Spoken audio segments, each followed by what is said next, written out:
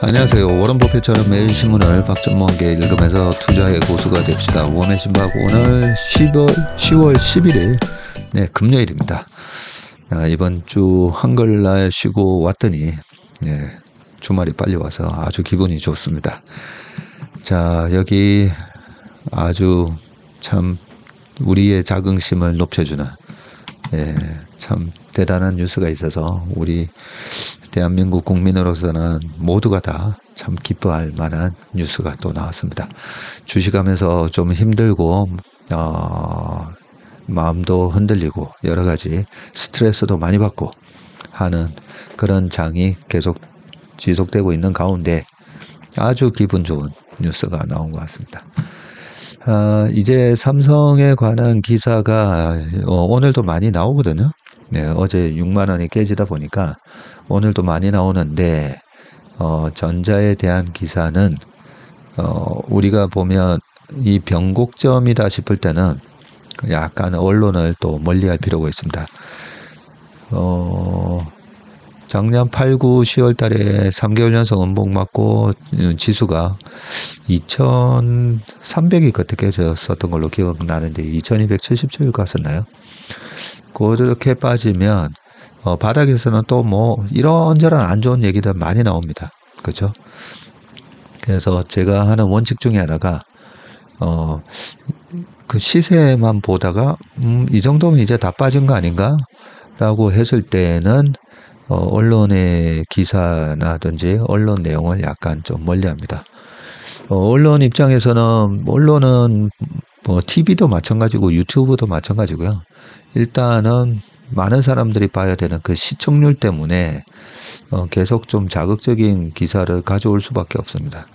그래서 좋을 때도 마찬가지입니다. 좋을 때도 2021년도에 보면 뭐 3,600, 4,000 얘기가 나오고 올 뭐 7월만 해도 그러지 않았습니까? 그죠?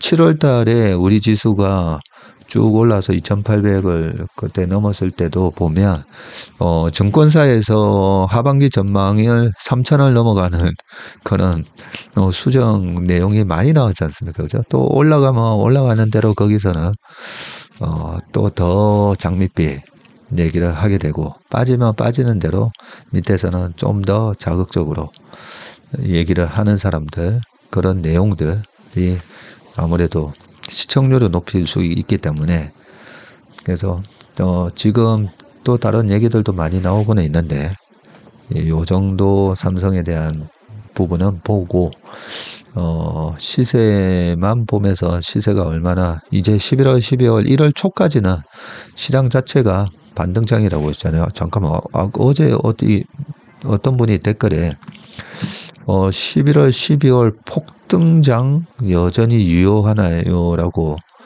누가 적어 놓으셨던데 폭등장은 아닙니다. 코로나 때는 뭐 제가 2100, 2200까지 급반등을 했을 때 사람들이 뭐 다 왔다 할 때 그죠?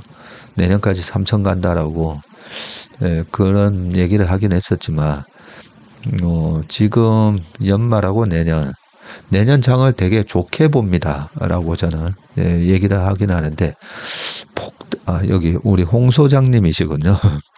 연말, 내년 초 폭등할 거라고 하지 않았나요? 그래서 이 말이 좀 와전이 되는 경우도 많은 것 같습니다. 아이고, 그리고 많은 댓글들을 남겨주셨는데, 오히려 약간 힘이 빠진 저를 위로하기 위해서, 제 얘기 듣고 어떻게 뭐 수익을 내셨다, 이번에 방어를 잘했다, 제 마음을 달래주시기 위해서 달아주신 댓글인 거를 제가 다 느낍니다. 감사합니다. 너무 감사합니다. 그리고 우리나라에 아침에 문지호 이사 자료를 보다 보니까 그 모닝 브리프 끝나고도 저희끼리 또 회의하거든요. 삼성전자가 27만 명인가? 꽤 많으시더라고요. 그래서 우리 주변에 실제 가족이나 친척이나 친구들, 선후배 중에 전자에 다니는 그런 지인들이 아마 많다 보니까 이 댓글들을 보면 이 제가 잘 모르는 부분에 대한 얘기들도 되게 많이 해주셨습니다. 저한테는 많은 도움이 되니까요. 그렇게 문과계통 출신의 중요 요직하고 이공계 출신의 전문가와의 그 좀 등용이라든지 뭐 이런 거에 대해서도 지적해 주신 분들도 계셨고, 제가 좀 몰랐던 부분에 대한 얘기도 많이 또 댓글에서 해 주셔가지고, 예, 이런 게 합쳐져서 약간의 큰 집단 지성이 된다라고 생각합니다. 우리 채슬리 TV는 보면 참 구독자분들이 되게 지성인 분들이 되게 많으시잖아요. 그래서 저도 매일같이 거의 이 자료 스크랩하고 준비하고 하는데 다 합쳐서 한 2시간 걸리거든요. 그 걸리는 시간에 오히려 또 이렇게 댓글로 통해서 또 제가 모르는 내용에 대한 정보들이 이렇게 속속 한 번씩 보면 좋은 내용들이 많아서 큰 도움이 됩니다. 감사합니다. 자, 그러면 기사를 읽어보도록 하겠습니다. 자, 한국 첫 노벨 문학상 놀랍고 영광, 작가들 노력이 영감을 줬다. 예, 어제 저녁에 밤에 이런 뉴스를 접하면서 저는 이 한강이라는 작품의 작가 성함은 뭐지? 그렇게 생각했었거든요. 그 정도로 제가 무식했습니다. 한강이라는 작품이 저는 노벨 문학상을 받았다고 생각할 정도로 무식하게 생각을 했었는데, 보니까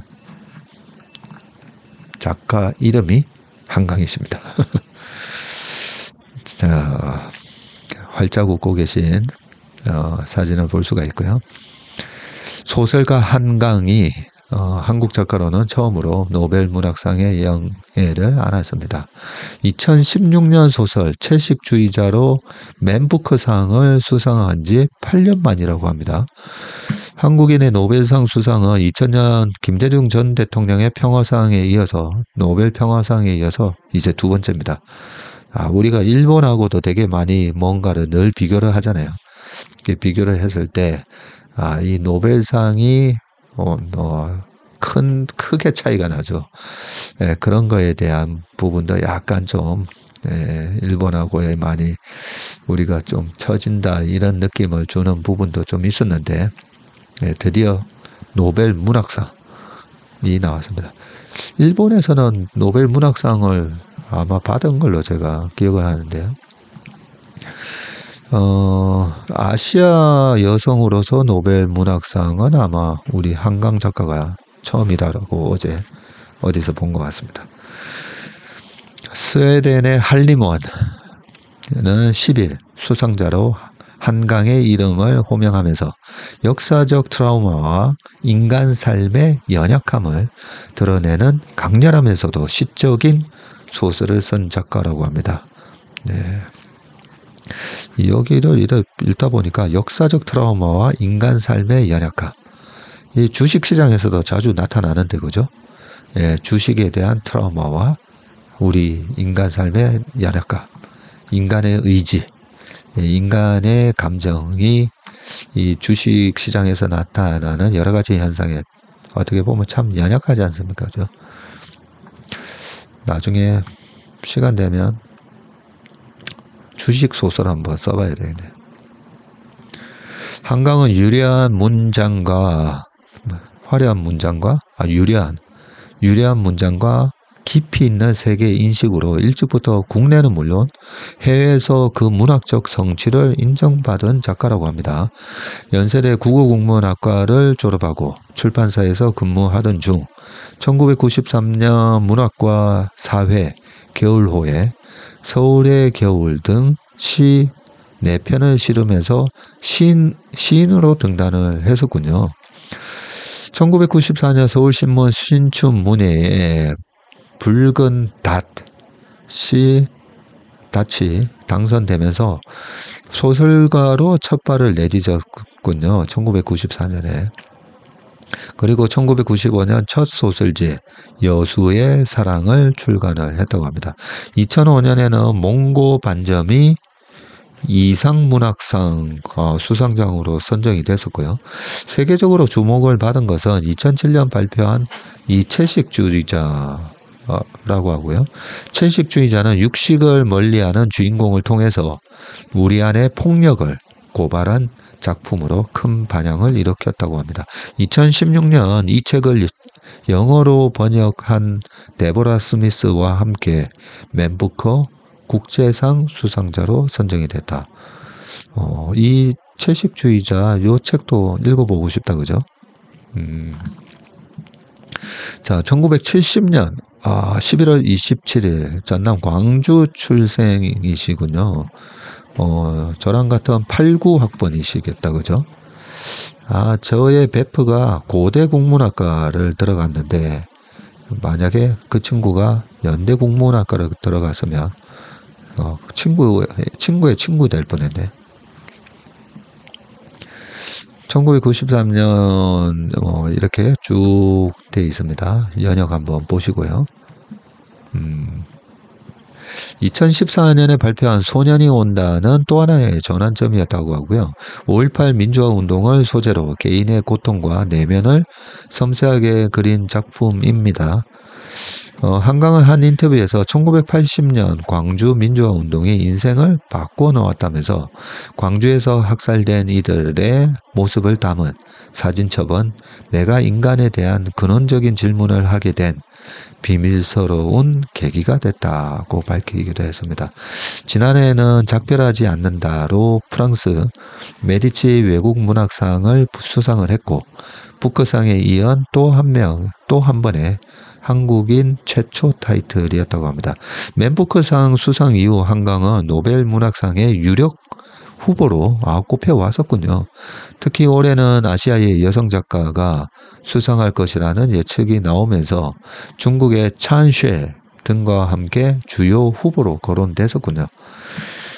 노벨위원회는 한강의 작품에 대해서 역사적 트라우마와 보이지 않는 규칙에 맞서고 인간 삶의 연약함을 드러낸다면서 신체와 영혼, 산자와 죽은 자 사이의 연결에 대한 독특한 인식을 갖고 시적이고 실험적인 스타일로 현대산문의 혁신가가 됐다고 평가를 했습니다.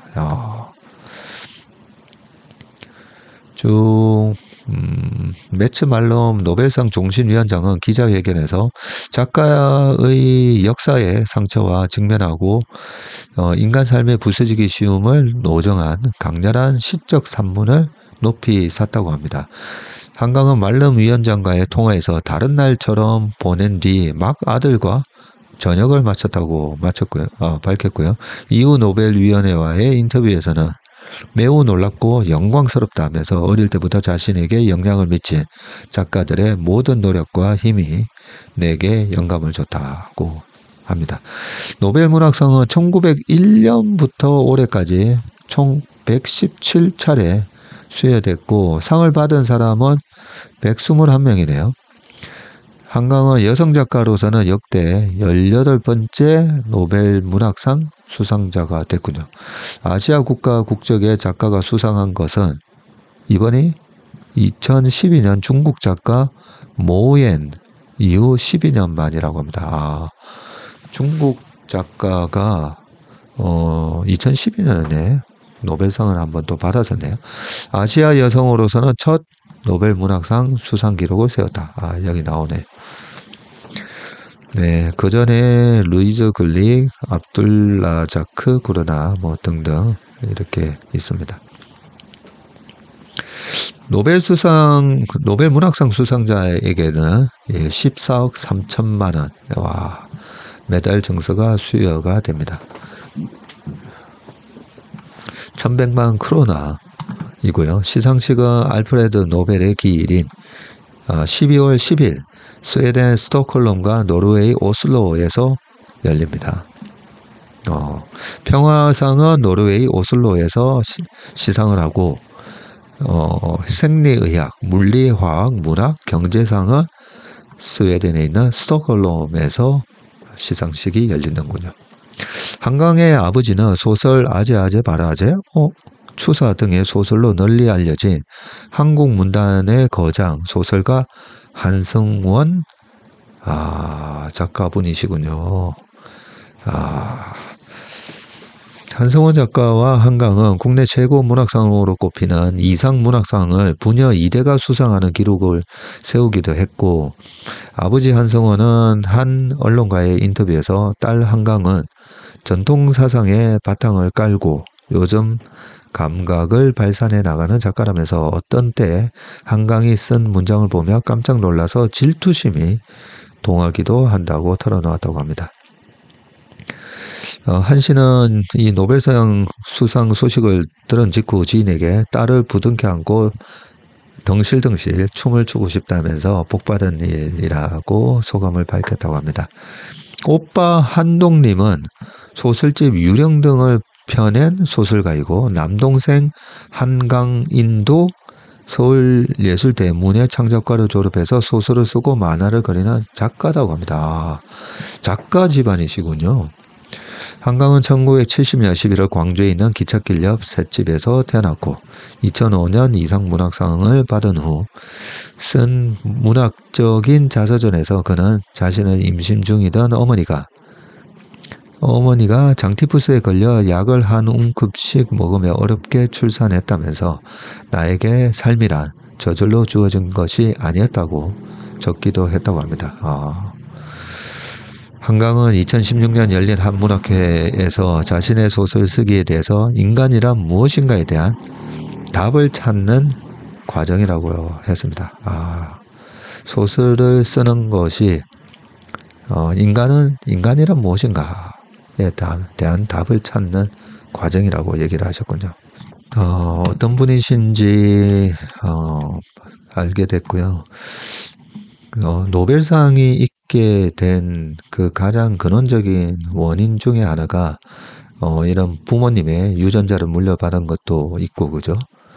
있고, 또 하나는 우리 역사의 아픈 이 광주 민주화 혁명, 네, 그걸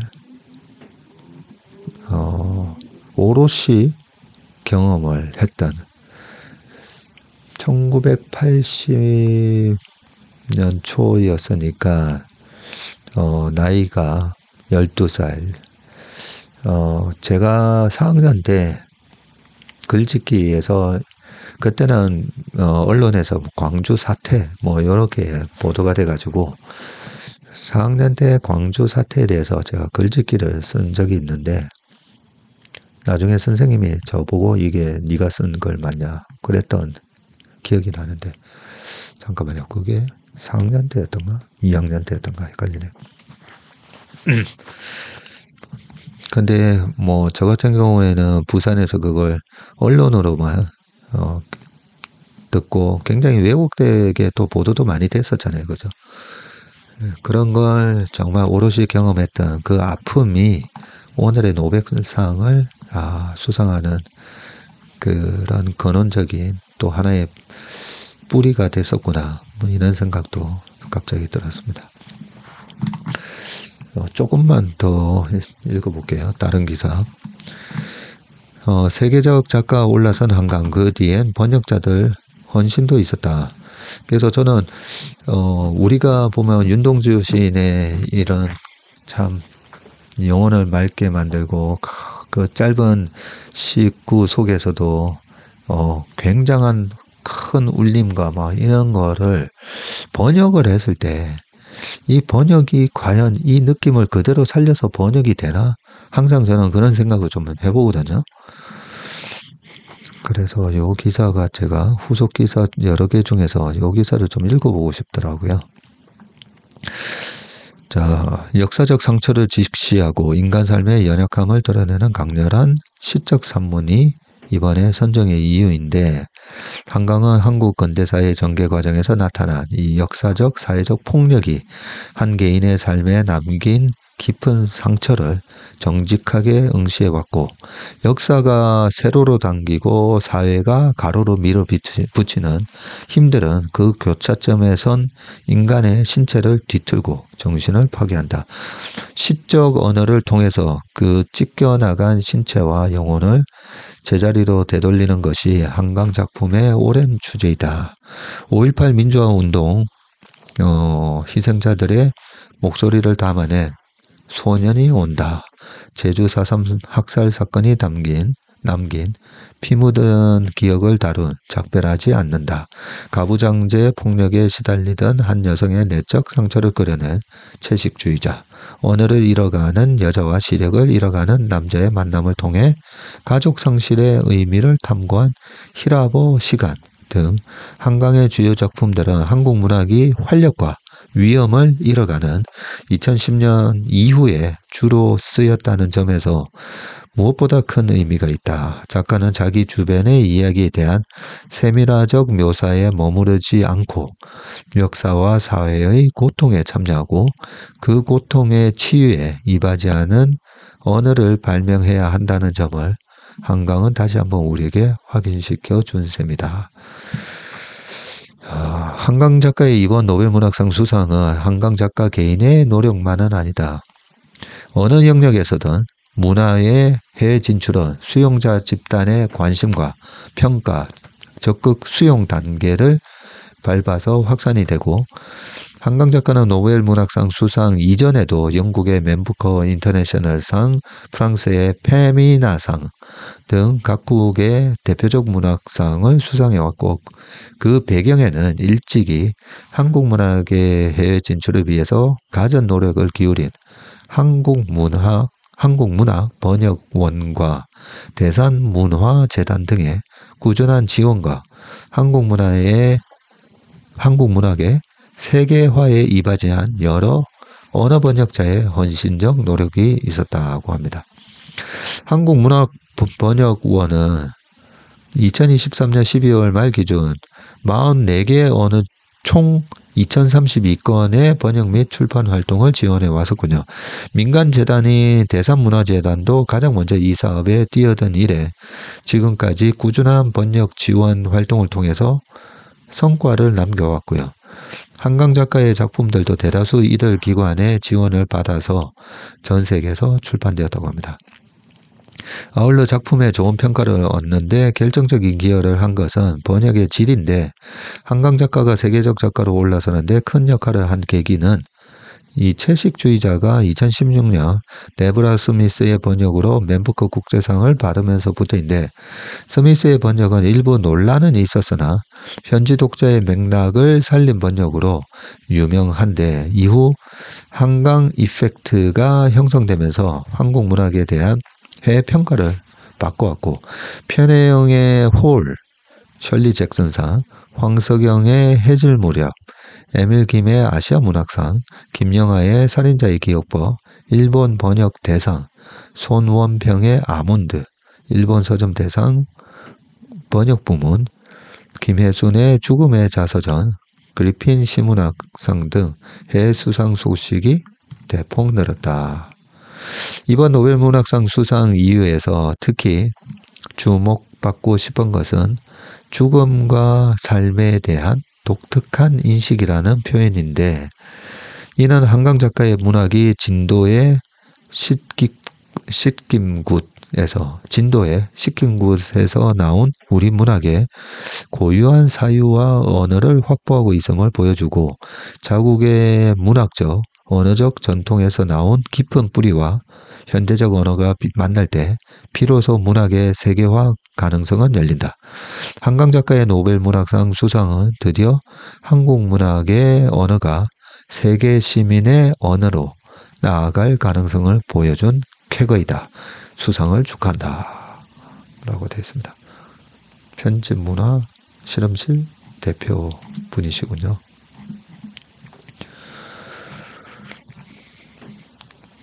네. 스포츠에서도 뭐 개인 종목이 있고, 그죠? 단체 스포츠가 있고 한데, 개인 스포츠에도 보면 다 옆에 보면 조력자들이 있잖아요. 보면 그 조력자들이 어떤 역할을 해주는가가 중요한데, 그래서 결국은 한 사람의 능력도 중요하지만 옆에 스태프들의 그런 보이지 않는 이 조력자들의 힘에 의해서 보통 보면 그 세계 최고의 정상을 밟는 경우가 많았는데, 제가 이쪽을 잘 모르다 보니까 어떤 조력자들이 있었나 궁금해서 해봤더니 이 번역, 그러고 보니까 지난번에 기생충 영화가 웬만한 상을 다 휩쓸면서 쾌거를 이루었을 때 그때도 이 번역 그걸 갖다가 영어로 번역을 했을 때 자막에 그죠? 너 이름 이거는 뭐 서울대 갈 실력이다 라고 했을 때 그때도 그 번역을 야, 이 정도 실력이면 너 그거였었나요? 기정이였나요? 기정이가 그걸 했을 때였었죠. 재학 증명서를 위조를 딱딱딱 하니까 그러면서 야, 이런 부분은 너 이걸로는 서울대 가겠다. 위조는 서울대. 뭐 정확한지는 모르겠지만 그걸 갖다가 영어 번역으로는 야, 이래서만 하버드 가겠다라고 그 듣는 사람 입장에서 이런 번역을 했다라고 했던 기억이 납니다. 그래서 아까도 그런 부분이 있었다 그죠? 뭐 몇 가지 논란이 있었지만 그 현지에 맞게 번역을 하는 그런 노력들이 헌신적인 노고가 오늘의 노벨 수상을 하게 만든 또 하나의 숨겨져 있는 조력자들이 계셨군요.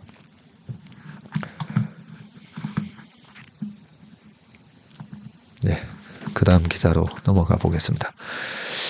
근데 제가 좀 방금 이 두 개의 기사를 읽다 보니까 제가 읽지 않는 책 중에 하나가 요즘은 소설을 거의 잘 안 읽었었거든요.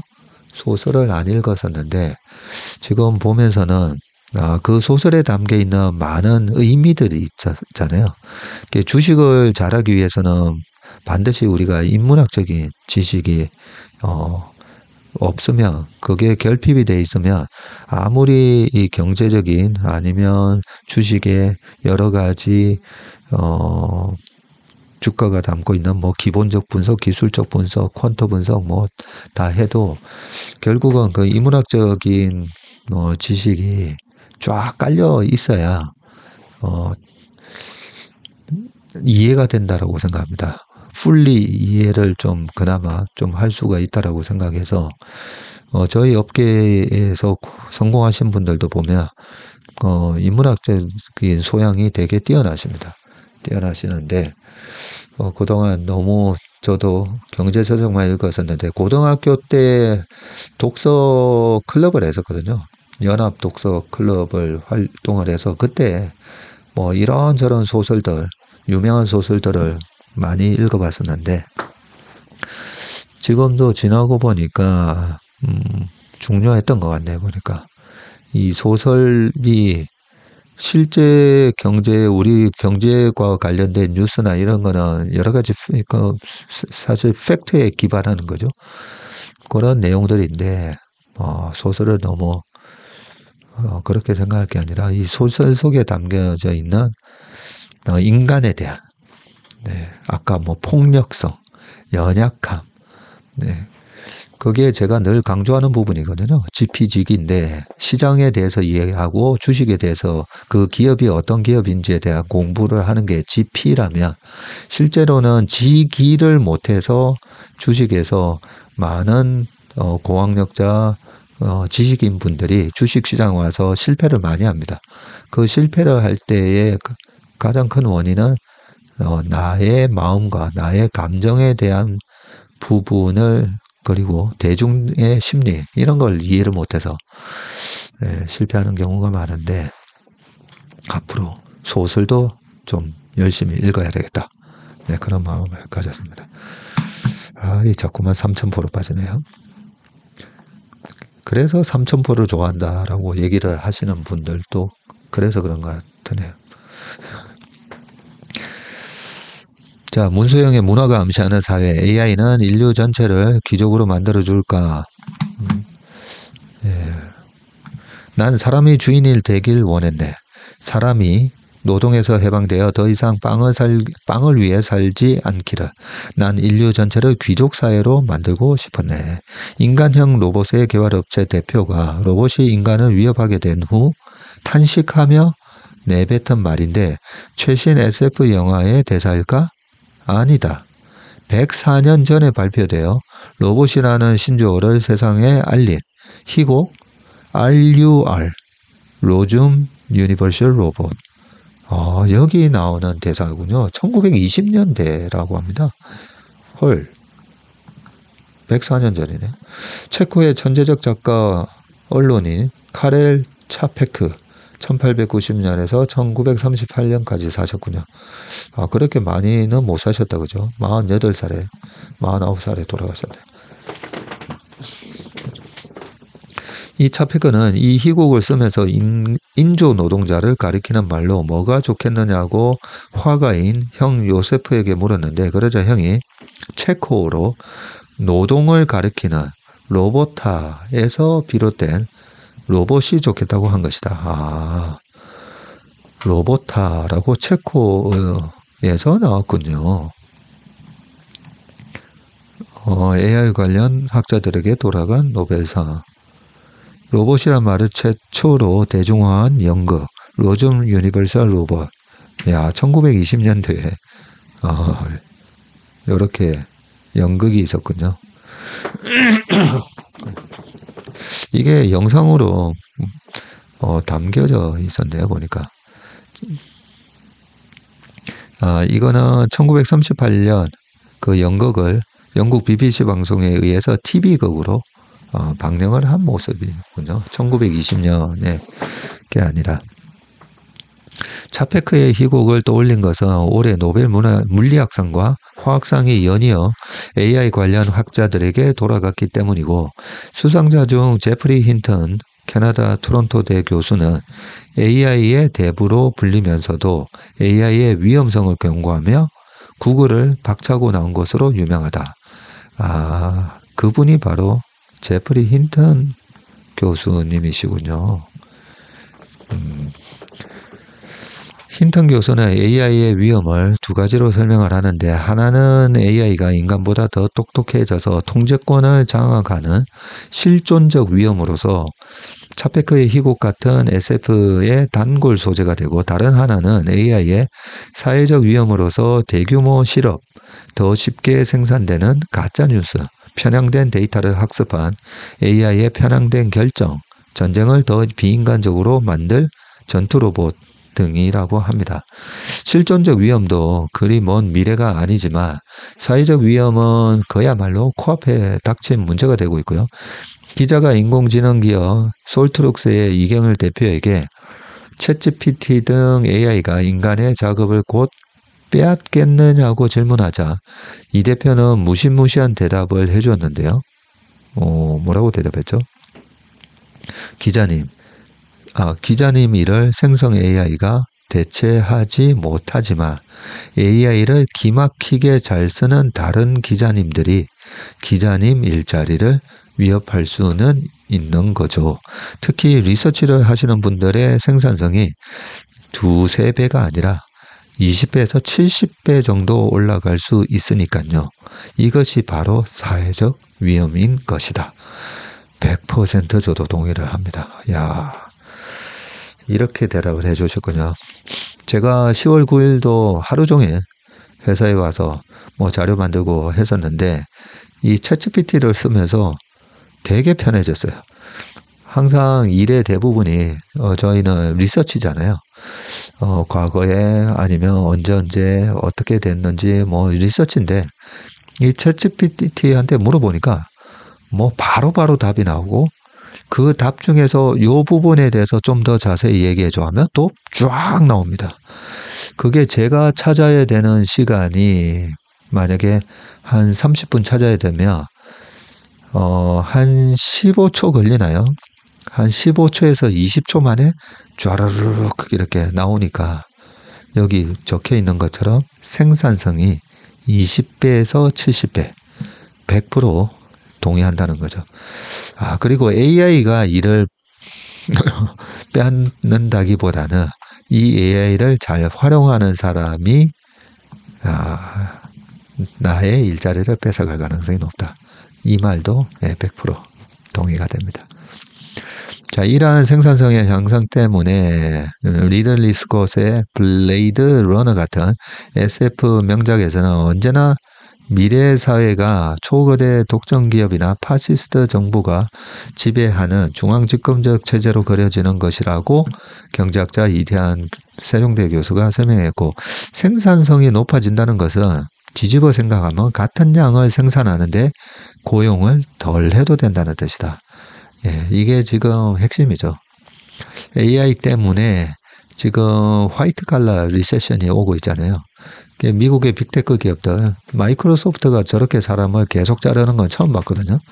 올해까지도 뭐 자른다고 봤던 걸로 기억나고, 삼성도 이번에 인력 구조 조정을 한다라고 어제 기사에도 있었었지만, 말 그대로 그만큼의 고용을 덜 해도 우리는 그렇게 사람 자르면 매출이 혹시 줄어드나 하는데, 많이 잘라도 생산이 똑같은 생산이 나온다고 하면, 네, 그런 게 지금 바로 이 AI를 활용을 해서 우리 일상생활에서 지금 나타나는 현상이라고 생각합니다. 자, 이런 상태에서 AI 및 관련 자본을 소유했거나 잘 활용할 수 있는 이들과 그렇지 못한 이들 사이에 경제적인 양극화가 발생합니다. 와, 이 기사 되게 좋은 기사네요. 네, 이 AI로 어떤 일들이 지금 펼쳐질지에 대한 굉장히 구체적인 얘기를 좀 담고 있습니다. 궁극적으로는 인간의 노동이 필요 없으니 현재와 같은 근로소득은 발생하지 않는다. 디스토피아 SF에서 나오는 것처럼 생산에 필요한 자본, 인공지능, 로봇 등을 소유한 특정 민간 회사나 정부가 생산에 필요한 의사결정을 독점하게 된다. 따라서 근로소득 없는 사람들의 기초생활이 보장되기 위해서는 소위 기본소득 제도가 어떤 형태로든 또 필요할 거다라고 했고요. 문제는 그것이 어떤 형태와 과정으로 도입되느냐에 따라 유토피아도 디스토피아도 될 수 있다는 것이다. 자, 내용이 좋아서 좀 더 읽어봐야 되겠습니다. 뭐죠? 디지털 소득 정전 기념관에 있는 뭐 이런 내용들이네요. 밑에는 그냥 넘어가도 될 것 같습니다. 네. 문소영의 문화가 암시하는 사회였습니다. 자, 그 다음 기사는요. 최정영의 마켓나우, 미국 주식이 제일 잘 나가는 이유. 내가 제일 잘 나가. 미국 예외주의, exceptionalism. 미국이 다른 국가와 구별되는 특별한 국가라는 생각이고요. 미국이 강력한 리더십으로 세계를 이끄는 최고의 국가라는 우월주의가 일부 포함된 표현이고요. 역사적으로 미국 리더십은 여러 차례 위기를 겪었는데 가장 최근에 2008년 금융위기로 리더의 체면을 구겼지만 그때를 바닥으로 빠르게 앞서가고 있는 미국 증시는 미국 우월주의를 더욱 강화하고 있습니다. 과연 미국 증시의 독주를 이끄는 요인은 뭔가? 아주 좋은 기사네요. 자, 그 요인이 뭘까요? 자, 첫째, 실적과 기대감의 상승이다. 주식의 투자 수익은 두 가지 요인이 결정을 하는데 투자 기간에 기업이 벌어들인 이익과 미래의 그 이익이 얼마나 증가할지에 대한 기대감이다. 네, 주가는 현재 실적과 그 이익의 앞으로의 growth, 성장률에 의해서 결정이 되죠. 따라서 투자 수익률은 이익의 증가율에 기대감의 증가율을 더한 거다. 맞습니다. 우리가 이 주가가 되게 들쑥날쑥한 게 요 기대감 때문이잖아요. 주가가 빠질 때는 공포감, 더 망가질 수 있다라는 공포감. 네, 그게 실제 이익의 증가율과 상승작용을 만들어낸다고 생각합니다. 미국은 이 두 비율이 경쟁국들보다 월등히 높다. 미국 헤지펀드 브리지워터의 분석에 따르면 2010년부터 23년 8월까지 미국 S&P 500 지수의 이익 증가율은 기타 선진국 지수의 2.4배였고요. 자, 2010년부터입니다. 15년 동안. 기대감을 나타내는 주가 순이익 비율인 이 PR의 증가율은 2배였다. 이 멀티플이라고 하잖아요, 우리가. 그전에는 15배를 곱해줬다면 지금은 30배, 이런 식으로. 멀티플도 기대감을 나타내는 주가 순이익, PER의 증가율은 2배가 됐다고 합니다. 둘째, 테크 섹터의 영향력인데, 미국 증시에서 테크 섹터는 실적과 기대감에서 다른 섹터들을 압도하고 있습니다. 이게 두 번째 요인입니다. 2024년 2분기 기준 테크 섹터의 전년 동기 대비 이익 증가율은 20%로 S&P 500 지수 전체 이익 증가율은 11%였는데요.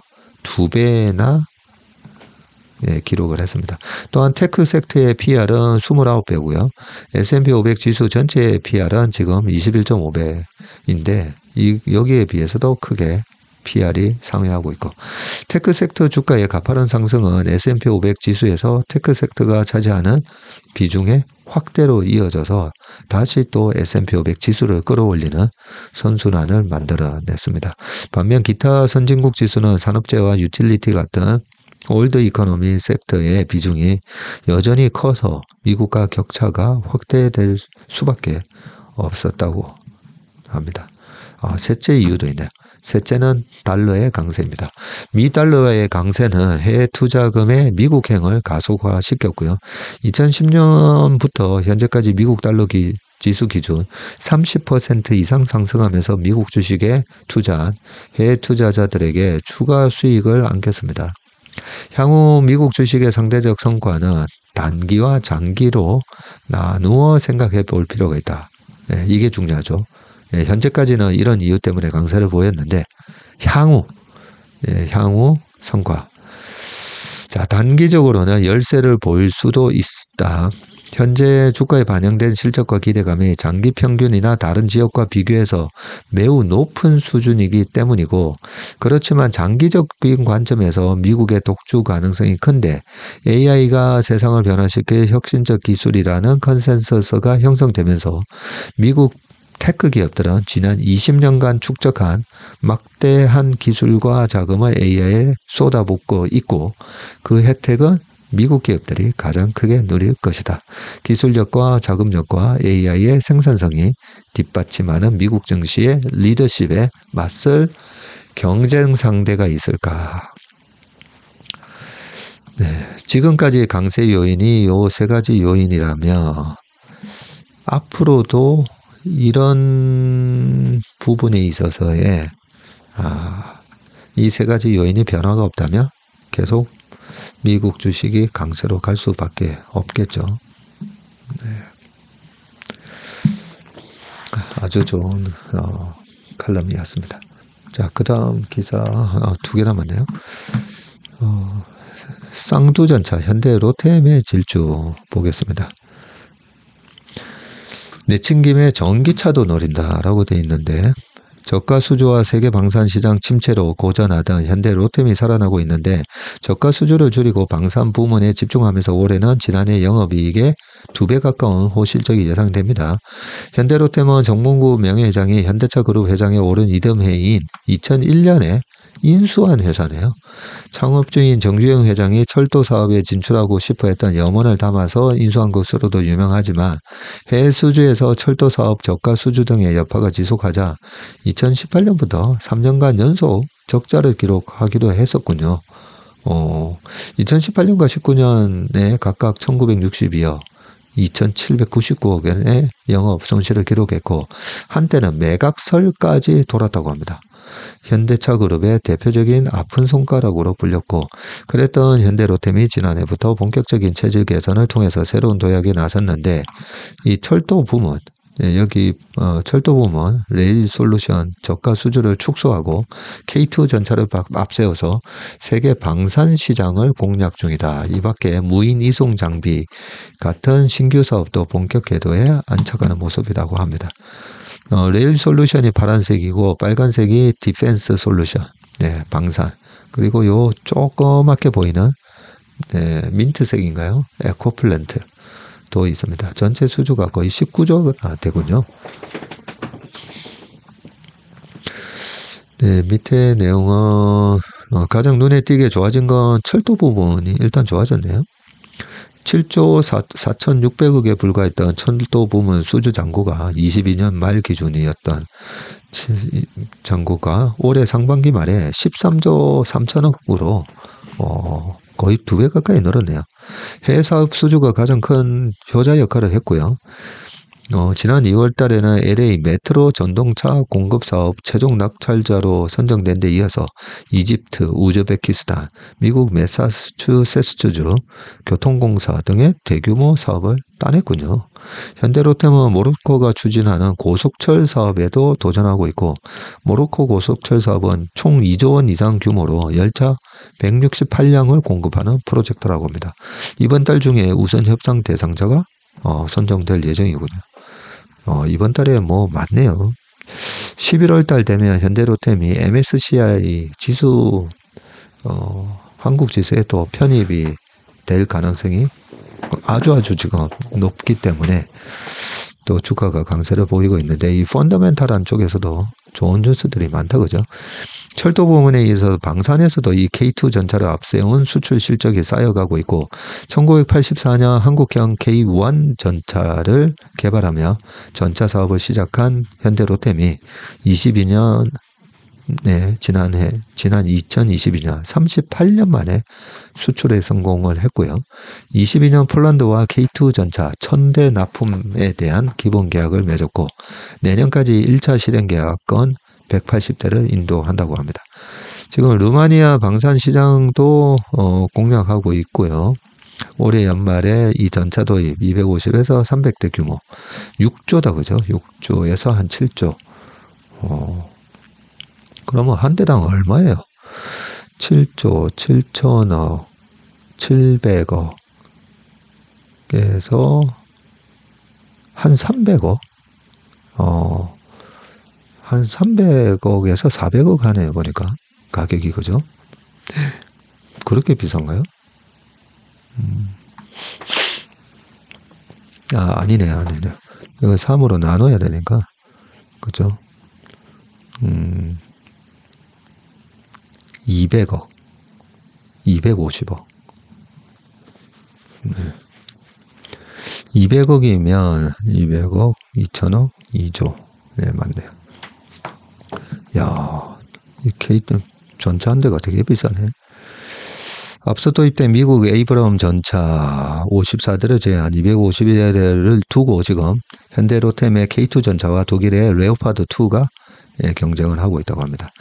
로템은 주력인 철도와 방산 외에 다양한 신규 먹거리의 사업을 또 찾고 있는데, 친환경 분야에서는 수소 충전소, 항만 무인 이송 장비로 대표되는 스마트 물류 시스템, 최근에는 전기차 배터리 생산 설비 제작까지 그렇게 하고 있다고 합니다. 아픈 손가락을 안 자르길 정말 잘했다, 그죠? 현대의 뚝심이 만들어내는 성과인 것 같습니다. 자, 마지막 기사입니다. 권석전의 컷, 적에게 보내는 최소한의 존중. 3000여 년 전 그리스와 트로이의 전쟁을 다룬 호메로스의 서사시 일리아스를 움직이는 기본 감정은 분노다. 영웅 아킬레스는 분노하고 또 분노한다. 그런데 신기하게도 끝에 가서는 슬픔과 화해로 이어진다. 일리아스를 소재로 한 영화 트로이. 하이라이트는 아킬레스가 트로이의 왕자 헥토르와 결투를 벌이는 장면이다. 이 장면도 유튜브에서 한 10번 이상은 본 것 같습니다. 하지만 내가 주목하고 싶은 것은 그 장면 이유다. 아킬레스는 죽은 헥토르의 시신을 전차에 매달고 트로이 성벽 앞을 돈다. 늦은 밤 그의 막사에 누군가가 들어선다. 트로이의 왕 프리아모스다. 네, 이분이셨죠. 그는 무릎을 꿇고 아들의 시신을 돌려달라고 호소한다. 합당한 장례를 치러야 하지 않겠나. 돌려주게. 프리아모스는 아킬레스가 고개를 젓자 그의 아버지 이야기를 꺼낸다. 자네 부친을 알아. 아들이 죽는 걸 안 봤으니 복이 많은 분이지. 같은 인간으로서의 자신의 참담한 심정을 드러냄으로써 아킬레스의 다친 마음을 연 것이다. 그래도 변하는 건 없소. 내일이면 우린 또 적이요. 아킬레스의 마지막 저항에 프리아모스는 결정차를 날리는데 적에게도 존중은 해줄 수 있지 않나. 아킬레스는 잠시 기다리라고 한 뒤 밖으로 나가 헥토르의 시신 앞에서 눈물을 흘린다. 야차 같은 그에게 다시 인간의 영혼이 깃든 것이다. 서로 적이 되어 싸우는 자에게 너그러울 순 없을 것이다. 원칙에 맞지 않는데 사정이 안 됐다고 봐줄 수도 없다. 다만 적도 인간이고 나도 인간이다. 인간으로서 해서는 안 되는 일은 아닌지 고민할 필요는 있다. 사람을 죽일 순 있어도 모욕해서는 안 된다고 하지 않던가. 대립관계에선 존중이라고는 찾아볼 수 없는 요즘이다. 어찌나 마음들이 강팍한지 바늘 하나 꽂을 틈이 보이지 않는다. 한 가지만 기억하면 좋겠다. 창과 칼로 죽고 죽이던 청동기 시대에도 최소한의 예의는 있었다. 권석천 법무법인 태평양 고문님이시군요. 지난주에 우리 인턴분들을 위해서는 투자일기에서 제가 롬멜 장군 얘기를 한번 말씀을 드렸었는데, 그죠? 나의 창과 발이 피로 물들지라도, 물들지라도 마음만은 순백을 유지하는 것이 기사다. 진정한 기사다. 롬멜 장군이 하셨던 명언이신데, 우리가 이 쩐의 전쟁을 하고 있지 않습니까? 매일같이. 주식시장에 이 쩐의 전쟁을 하는 가운데서도, 그거는 중요한 것 같습니다. 우리가 결국은, 내 자신의 행복과 내 주변 사람들의 행복을 위해서 투자를 하는 거잖아요. 그렇기 때문에, 요 말씀. 최소한의 존중이 참 중요하다는 생각을 합니다. 네, 이제 금요일입니다. 날씨가 너무 좋기 때문에 요즘은 우리나라에 봄, 가을이 없어졌다고 하지 않습니까? 좀 있으면 또 바로 겨울이 올 수가 있으니까 이 좋은 날씨를 만끽하는 그런 행복한 주말 되시기를 바라겠습니다. 고맙습니다.